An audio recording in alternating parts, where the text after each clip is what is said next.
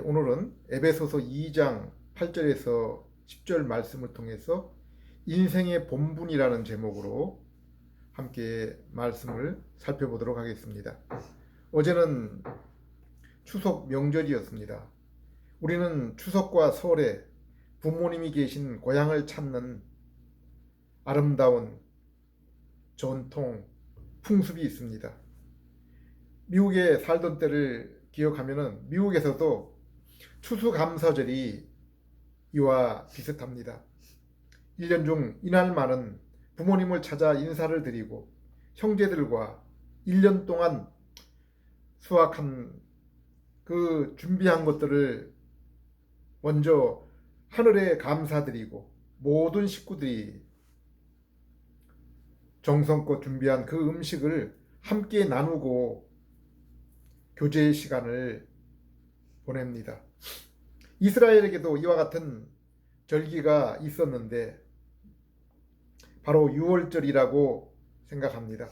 성경을 보면은 각 가정마다 어린 양을 잡아 그 피는 문설주에 바르고 그 고기는 먹되 그 뼈는 부러뜨리지 못하게 했습니다.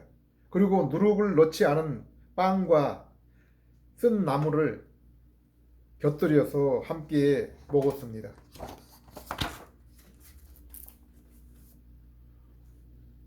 오늘날 교회는 이것을 성찬식을 통해서 또 함께 참여하고 있습니다. 이스라엘이 먹던 고기와 빵을 예수님은 우리를 위해 주신 자신의 몸이라고 했습니다. 포도주 음료는 내가 너희를 위해 흘린 피라고 했습니다. 예수님이 유월절에 흘리신 어린 양의 피와 이스라엘이 함께 먹었던 고기가 되신 것입니다. 그러므로 이스라엘이 예수님이 십자가에서 흘리시고 뿌린 피는 죄로 인한 사망과 악한 마귀의 종노를 해서 우리를 해방시키고 죄로 인해 하나님과 원수된 관계를 제거하시고 화평의 관계를 이루시기 위한 것입니다. 또한 예수님의 흘린 피와 찢기신 몸은 이제 성도의 영적인 삶을 풍성하게 하는 영의 양식이 되는 것입니다. 저는 어릴 적 동짓날 팥죽을 문에 뿌리거나 바르는 것을 본 적이 있습니다. 왜 1년 중 가장 밤이 긴 동짓날 저 아까운 팥죽을 대문에 바르는 것일까?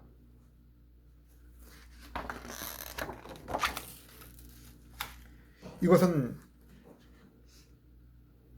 유월절 양의 피를 문에 발랐던 기억을 우리에게 소환시키는데 불교와 유교 문화권에 있던 우리나라에서 왜 이러한 것이 있었나라는 생각을 했던 적이 있습니다.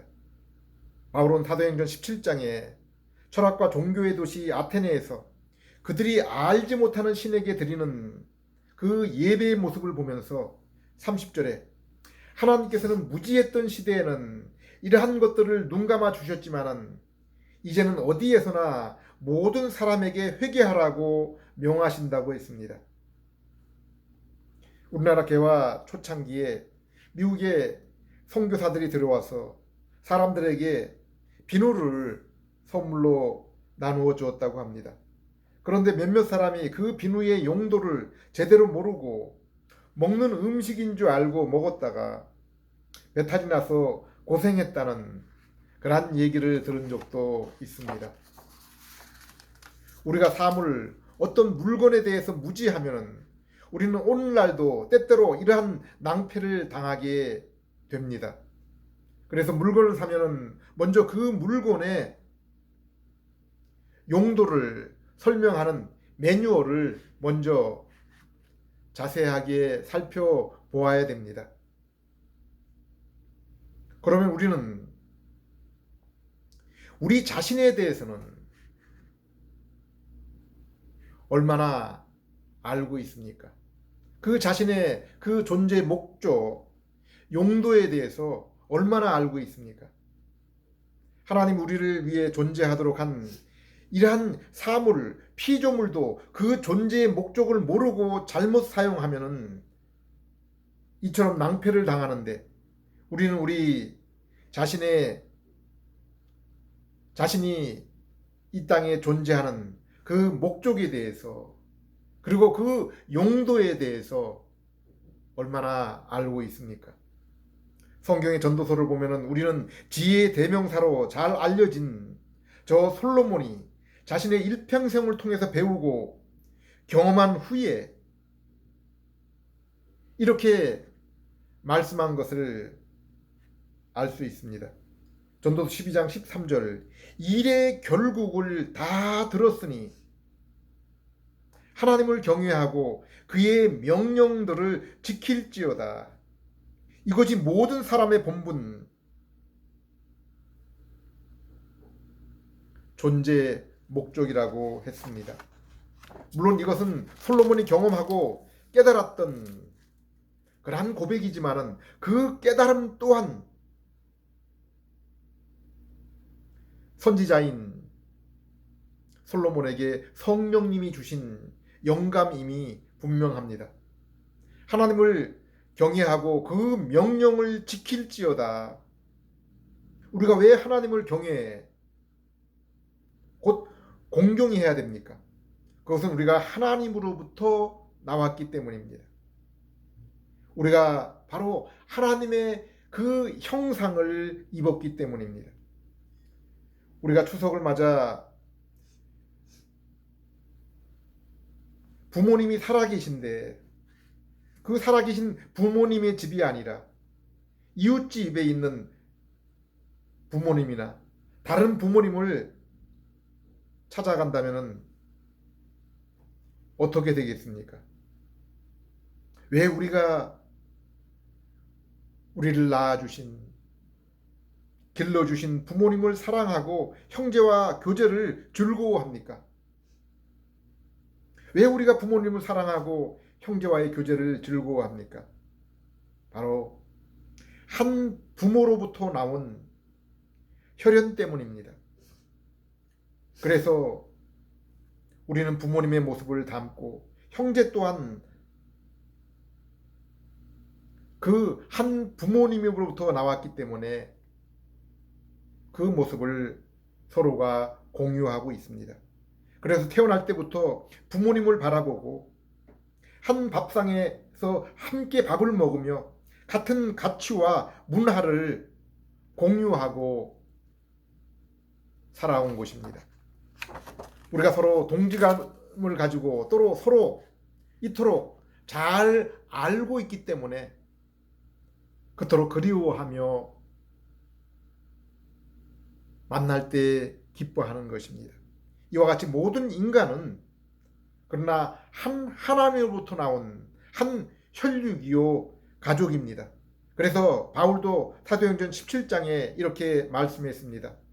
26절 27절, 그분은 인류의 모든 족속을 한 혈통으로 만드셔서 온 땅 위에 살게 하셨으며 그들이 살 시기와 거주할 지역의 경계를 정해 놓으셨습니다. 이렇게 하신 것은 사람으로 하여금 하나님을 찾게 하려는 것입니다. 웨스트민스터 소교리 문답에 인간의 그 첫째가는 존재의 목적도 이와 같습니다. 사람의 제일 되는 목적은 하나님을 영화롭게 하는 것과 영원토록 그를 즐거워하는 것이라. 오늘날 왜 사람들이 애완견을 키우고 그것을 가족처럼 끔찍하게 여깁니까? 그 애완견은 세상에서 나를 가장 즐거워하며 반겨주기 때문입니다. 자식이 부모에게 주는 가장 큰 효도가 무엇이라고 생각합니까? 저는 부모를 즐거워하는 것이라 생각합니다. 이렇게 부모를 가장 즐거워하는 것이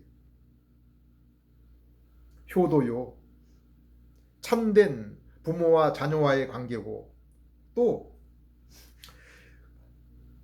곁에 있는 그 동료를 가장 즐거워하는 것이 바로 참된 친구 사이요. 아내와 남편을 가장 즐거워하는 것이 올바른 부부 관계라고 생각합니다.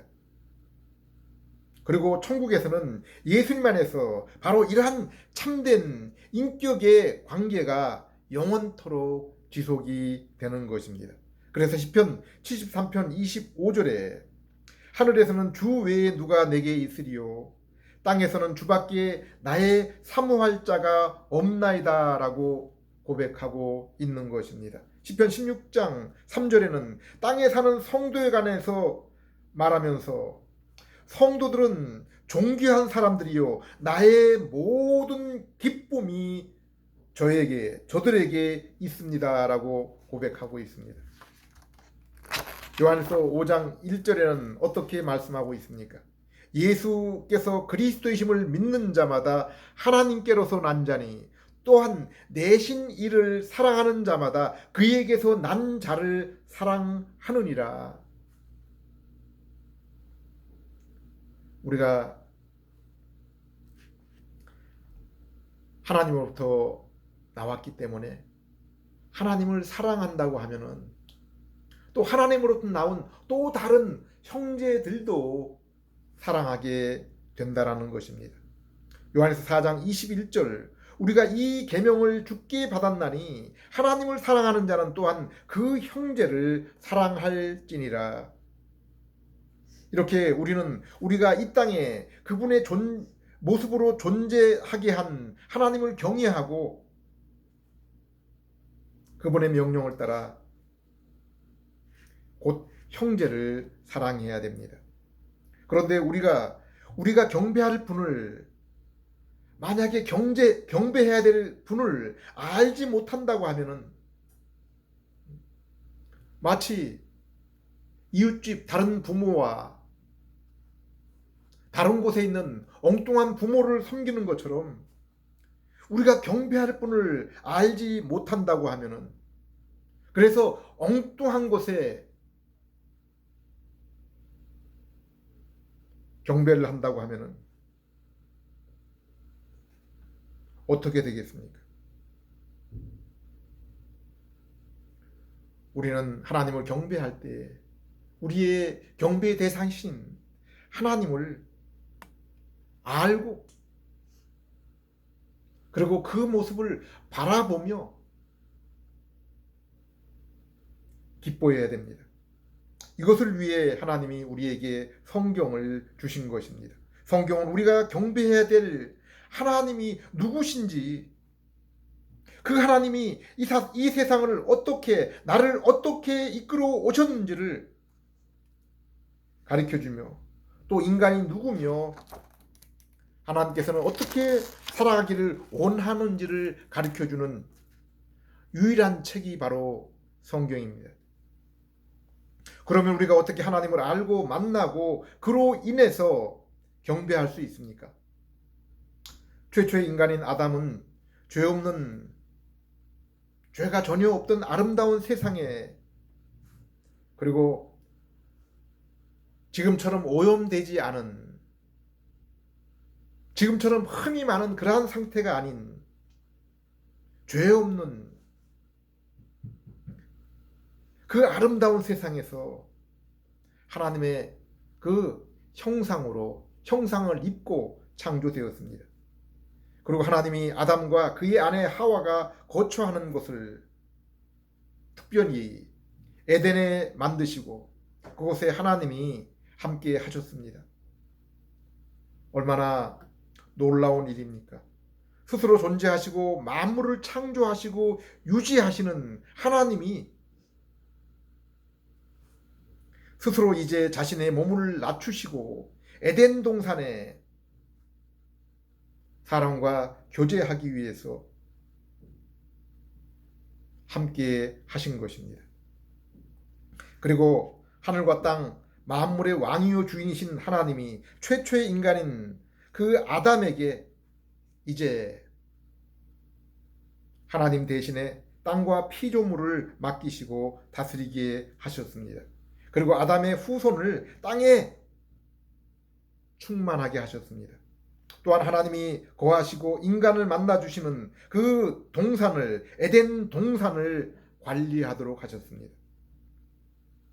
베드로전서 2장 9절처럼 오늘날 성도들과 같이 왕과 제사장으로 사명을 가지고 아담이 살아가게 하신 것입니다. 그리고 동산 가운데 선악과 나무의 열매만은 먹지 못하게 하셨습니다. 이 선악과의 금지 명령은 하나님의 형상을 입은 아담이 하나님이 주신 계명, 곧 하나님이 정하신, 내가 정하는 것이 아니라 하나님이 정하신 선과 악의 기준, 내가 임으로 스스로 정한 그 선악의 기준이 아니라 하나님이 정하신 선과 악의 기준을 따라 살라고 말씀하신 것입니다. 인간이 아무리 존귀하고 자유로운 존재일지라도 만물을 다스리는 왕과 같은, 하나님과 사귀는 제사장과 같은 그러한 존재일지라도 자신의 존재와 목적, 자신의 존재 목적, 또 하나님이 만드신 그 피조물로서의 한계를 늘 기억하라는 말씀입니다. 이렇게 아담이 맡겨진 사명을 감당하며 선악과 금지에 그 계명을 순종할 때 영생과 참된 안식이 아담에게 보다 더 상승된 그러한 지위와 존재가 주어질 것을 동산 가운데 생명나무와 7일째 되는 날을 거룩한 안식의 날로 정하신 것을 통해서 알 수 있습니다. 아담은 이러한 사명을 따라 피조물을 다스리고 온 땅에 하나님을 알고 경배하는 후손으로 충만하게 하고 자신의 한계를 인정하고 선악의 계명을 순종할 때 이러한 상급이 아담에게, 그리고 아담에게 속한 모든 후손들에게 주어졌을 것입니다. 그런데 아담은 하나님과 거룩한 교제가 있는 동산에 들어온 사단의 침입을 막지 않았습니다. 피조물과 짐승을 다스려야 되는데 그렇게 하지 않고 오히려 사단의 말을 귀담아 듣고 피조물인 그 뱀에게 순종했습니다. 선악과 열매를 먹지 말아야 되는데 자신의 육신의 정욕, 안목의 정욕, 이생의 자랑을 하나님보다 더 소중하게 여겼습니다. 우리가 이 아름다운 피조 세계에 살면서 맛있는 음식을 먹고 음악과 예술, 스포츠를 즐기며 여행을 즐기는 이유가 무엇입니까? 왜 예수님이 세리와 창녀와 함께 식사를 나누셨습니까? 우리가 시간을 들여 테니스와 골프를 하며 음악과 예술을 즐기는 이유가 무엇입니까? 저는 그 주된 이유는 그것 자체가 아니라 교제를 위한 것이라 생각합니다. 사람과 사람 사이에 더 깊은 교제와 사랑을 위한 재료들이 바로 이와 같은 것들이라 생각합니다. 하나님이 왜 결혼, 노동, 안식을 우리에게 주셨습니까? 아담에게 주셨습니까? 온 땅에 주님의 자녀들이 충만하게 되어서 함께 하나님을 경배하며 그로 인한 기쁨과 그 사명을 통한 더 깊고 영원한 친교를 위해서입니다. 우리가 그러한 사명들을 감당하게 될 때 하나님께서 주실 더욱 깊은 그러한 영원한 교제를 위해서입니다. 우리가 인생을 살아가면서 사랑하는 부모님, 친구, 부부간에 이렇게 진실한 교제보다 우리를 기쁘게 하는 것이 무엇입니까? 아무리 애완견이 사랑스럽더라도 인격을 가진 부모와 친구와 사랑스러운 아내가 나누는 그 교제보다 더할 수가 있겠습니까? 소중할 수가 있겠습니까? 그러나 믿음의 성도는 이것보다 더 원천적인 교제와 그로 인한 기쁨이 무엇인지를 알고 있습니다. 바로 하나님과의 교제입니다. 그런데 어리석고 교만한 아담이 하나님이 금지하신 선악과 열매를 따먹음으로 이 교제, 이것이 끊어지고 교제의 장소인 에덴에서 쫓겨났습니다. 죄로 인해 아담은 생명과 성경이 말씀하고 있는 인생을 위한 가장 소중한 복을 잃은 것입니다. 죄로 인한 두려움과 수치로 아담은 하나님이 부르실 때 나무 뒤에 숨었고 자신의 부끄러움을 나뭇잎으로, 자신이 만든 나뭇잎으로 가렸습니다. 그러나 하나님은 짐승의 피를 흘린 뒤에 그 나뭇잎 옷 대신에 가죽으로 아담을 옷 입히셨습니다. 이것은 하나님이 인간 스스로의 종교와 도덕으로는 결코 하나님 앞에 나아갈 수 없으며 오직 어린 양 예수 그리스도의 피 흘리신 옷, 우리의 모든 죄를 맑게 씻기시는 예수님이 주시는, 예수님만이 주시는 결혼 예복, 흰 세마포를 의미하고 있습니다. 또한 그들을 동산에서 쫓아내기 전에 창세기 3장 15절에 여자의 후손을 통한 구원, 곧 둘째 아담이신 예수님께서 아담의 죄를 제거하시고 아담에게 요구하신 모든 것을 순종하고 이루신 그 의를 믿음을 통해 얻게 될 것을 약속하셨습니다. 이 언약은 노아에게 무지개 언약을 통해서 비록 우리가 죄가 있을지라도 곧바로 그 죄로 인해 진멸되지 않고 하나님이 창세전에 택하신 백성이 모두가 구원을 얻도록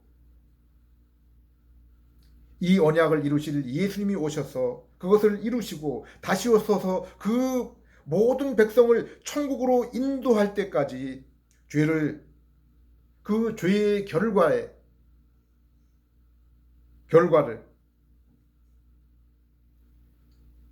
결과인 심판을 지연시킬 것을 약속했습니다. 아브라함과 언약을 통해서 너를 통한 한 민족을 통해서 그리고 그들을 위해서 땅을 예비해 주시고 하나님의 복, 하나님의 임재를 약속하셨습니다. 그리고 모세와 이스라엘 통해서 아브라함에게 약속한 그 민족과 땅과 하나님의 임재가 현실이 되게 하셨습니다. 다윗과의 언약을 통해서 다윗의 후손으로 오실 분이 바로 그 나라를 영원히 다스릴 것을 약속하셨습니다. 그러나 히브리서 1장 1절 2절 말씀처럼 하나님의 이러한 언약은 부분적이고 일시적이라고 했습니다. 다윗 나라의 그 왕국도 이 땅에서는 일시적이었습니다. 아브라함이 했던 그 택하신 민족, 약속의 땅, 하나님의 그 복인 그 임재도 이 땅에서 한시적이고 불완전한 것이었습니다. 옛적의 선지자들로 여러 부분과 여러 모양으로 우리 조상들에게 말씀하신 하나님이 이 모든 날 마지막에 아들로 우리에게 말씀하셨으니 이 아들을 만유의 후사로 세우시고, 그리고 우리가 옛 언약이라 부르는 율법은 장차오는 좋은 일, 참된 일의 그림자라고 히브리서 10장 1절에 말씀하고 있습니다. 율법은 장차 오는 좋은 일의 그림자요 참 형상은 아니니. 골로새 2장 17절에 이것들은 장래일의 그림자이나 실체는 몸은 그리스도의 것이니. 로마 3장 20절 21절 율법의 행위로는 그 앞에 의롭다 하심을 얻을 육체가 없나니 율법으로는 죄를 깨달음이라. 이제는 율법 외에 하나님의 한 의가 나타났으니 율법과 선지자들에게 증거를 받은 것이라. 율법이 아무리 거룩하고 또 하나님이 주신 영적인 것일지라도 죄인인 우리에게는 그것은 사형 선고일 뿐이라는 것이 분명합니다. 그러나 21절 말씀은 그 율법이 가리키는 것이 오직 죄에 대한 정죄뿐 아니라 하나님이 예비하신 그 의를 증거하는 것이다. 그 의를 가리키고 있는 것이라고 말씀하고 있습니다. 우리는 모든 조건이 인간을 위해 완벽한 환경인 첫 세상, 그리고 그 가운데 에덴 동산에서도 아담이 선악과 금지의 율법을 결코 지킬 수 없었던, 지키지 못한 것을 알 수 있습니다. 인생의 존재 목적은 하나님을 경외하고 그분의 뜻, 계명을 순종하는 것이라고 했습니다. 그러나 아담이 그곳에서도 결코 이루지 못했습니다. 하나님의 택하신 백성 이스라엘 동안 하나님이 애굽에서 구원하시고 택하신 민족 거룩한 백성으로 구별하셨지만은 그들도 역시 율법을 순종할 수 없었습니다.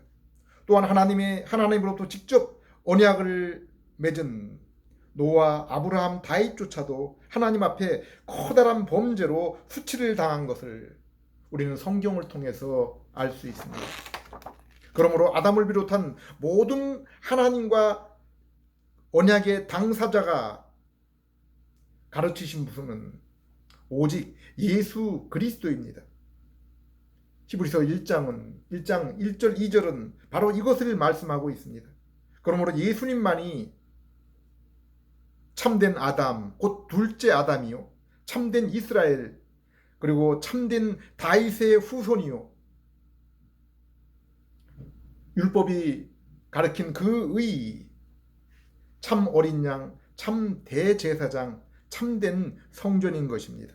오직 우리가 예수님을 믿음으로 연합할 때 에레미야서 31장 31절에서 34절에 말씀하신 참된 그 언약, 새 언약이 우리에게 이루어지게 되는 것입니다. 곧 하나님이 우리의 죄를 다시는 기억하지 않으시고 우리가 성령의 내주하심으로 인해서 새 마음, 새 영을 얻으며 그로 인해 하나님을 알며 또 하나님을 힘써 알기를 사모하고 하나님의 계명을 기뻐하며 순종할 수 있게 되는 것입니다. 그래서 바울은 로마서 11장에 이스라엘의 남은 자에 대해서 말씀하고 있습니다. 5절 말씀을 보면 그들은 아브라함의 혈통적인 후손이 아니라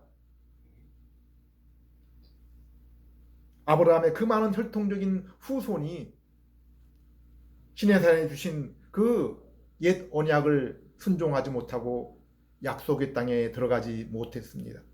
약속의 땅에 들어갔던 그 제2세대 이스라엘 백성들도 그 언약을 순종하지 못해서 저 바벨론으로 아시리아로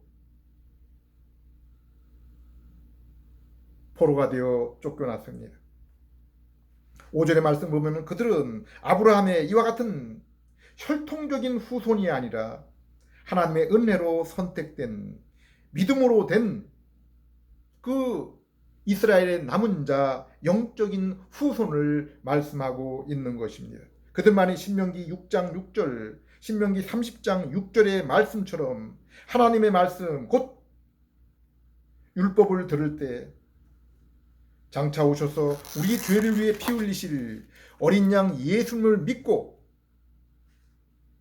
그 믿음으로 심령의 할례를 받아 중생한 새 마음으로 말씀을 마음판에 새기고 순종할 수 있었던 것입니다. 오늘날 성도들도 우리 죄를 대신해서 십자가를 지신 여인의 후손 아브라함의 씨 다윗의 후손이신 참 이스라엘 예수 그리스도의 순종과 십자가와 부활의 소식을 들을 때 하나님이 그 택하신 백성에게 성령님이 함께 하시고 거룩한 새 마음을 주셔서 예수님을 믿게 하시고 죄를 사해 주시고 의롭게 하시고 거룩한 삶을 살게 하시고 하나님의 아들로 장차 유업을 얻게 하시는 것입니다. 에베소 2장 8절에서 10절 너희는 그 은혜에 의하여 믿음으로 말미암아 구원을 받았으니 이것은 너희에게서 난 것이 아니요 하나님의 선물이라 행위에서 난 것이 아니니 이는 누구든지 자랑하지 못하게 함이라. 우리는 그의 만드신 바라 그리스도 예수 안에서 선한 일을 위하여 지으심을 받은 자니 이 일은 하나님이 전에 예비하사 우리로 그 가운데서 행하게 하려 하심이라. 하나님 우리를 하나님의 형상으로 지으신 것은 무엇 때문이라고 했습니까? 선한 일을 하도록 하기 위해서라고 했습니다. 그렇다면 하나님 앞에 선한 일, 선한 삶이 무엇입니까?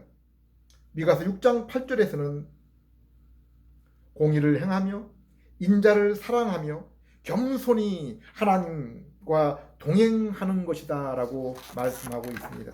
그러나 죄인인 우리가 이제 그 죄로 인해서 마귀의 종로로 타며 죄와 마귀의 성품을 따라 정욕을 따라 살아가는 우리가 어떻게 공의를 행하며 인자를 사랑하며 살아갈 수 있습니까? 그리고 아무도 공의와 인자를 사랑하지 않고는 곧 거룩과 사랑에 일한 빛된 삶이 아니고는 하나님과 동행할 수 없다고 했습니다. 그러므로 요한복음 6장 29절에 사람들이 예수님께 나와서 우리가 어떻게 이와 같이 하나님의 일을 할 수 있습니까? 하나님이 원하는 삶을 살 수가 있습니까? 라고 물을 때 우리 예수님께서 무엇이라고 말씀했습니까? 하나님께서 보내신 일을 믿는 것이 바로 하나님의 일이니라. 우리가 어떻게 인자와 공의를 행하며 우리의 경외의 대상이신 하나님을 알고 그분을 바라보며 겸손히 그분과 빛 가운데서 동행할 수 있겠습니까? 죄인된 우리는 또 죄를 짓기 전에 아담조차도 결코 행하지를 못했던 그러한 일이라고 했습니다. 오직 우리가 해야 될 일은 하나님께서 보내신 이 예수 그리스도를 아담이 하지 못했고 이스라엘이 이루지 못했던 일들을 우리를 위해서 대신 이루신 그 예수님을 믿는 그 일뿐이라고 말씀하고 있습니다. 우리는 지금 저 죄 없던 세상에서 아담도 순종할 수 없었고 이 땅의 수많은 민족 가운데 택하신 아브라함의 그 후손 하나님이 택하시고 거룩한 백성으로 삼았던 이스라엘도 할 수 없었던 하나님을 경외하고 그 계명을 힘써 지키라는 인생의 이러한 본분을 어떻게 순종하며 살아갈 수 있습니까? 오직 십자가에서 우리의 죄를 담당하시고 또 그분의 그 순종의 삶으로 우리를 대신해서 이루신 의를 우리는 오직 믿음으로 얻을 수가 있는 것입니다. 예수님께서 순종과 십자가를 통해서 하신 그 일들을 믿음을 통해서 함께 동참할 수가 있는 것입니다. 오직 우리가 예수님을 믿을 때 예수님이 십자가에서 죽으신 것처럼 우리의 죄와 정욕이 십자가에 못 박히게 되는 것입니다. 또한 그분이 부활하신 것처럼 우리가 그분을 믿을 때 죽었던 우리의 영혼도 옛사람 아담의 모습을 벗고 새 사람 곧 속사람을 입어서 그리스도와 같이 그리스도와 함께 의의 삶을 살게 되는 것입니다.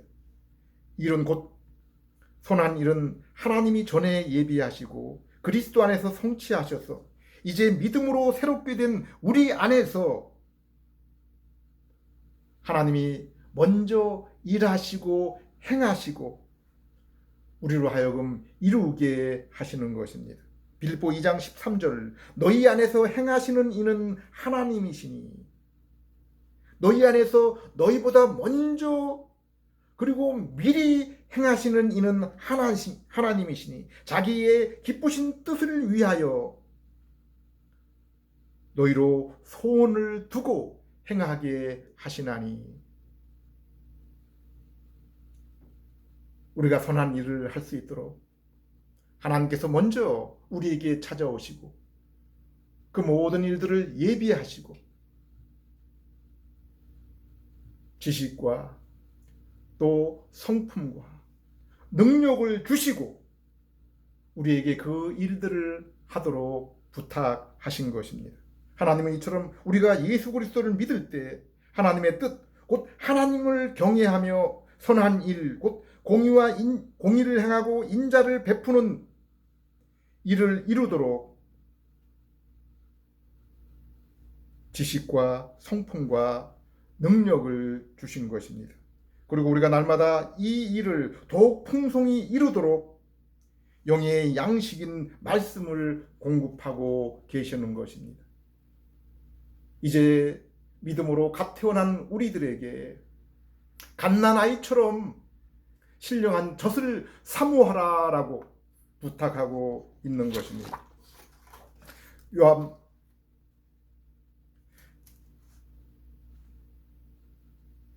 요한에서 1장 7절 그가 빛 가운데 계신 것 같이 우리도 빛 가운데 행하면 우리가 서로 사귐이 있고 요한복음 14장 6절 내가 곧 길이요 진리요 생명이니 나로 말미암지 않고는 아무도 아버지께 아무도 하나님께 나아갈 자가 없느니라.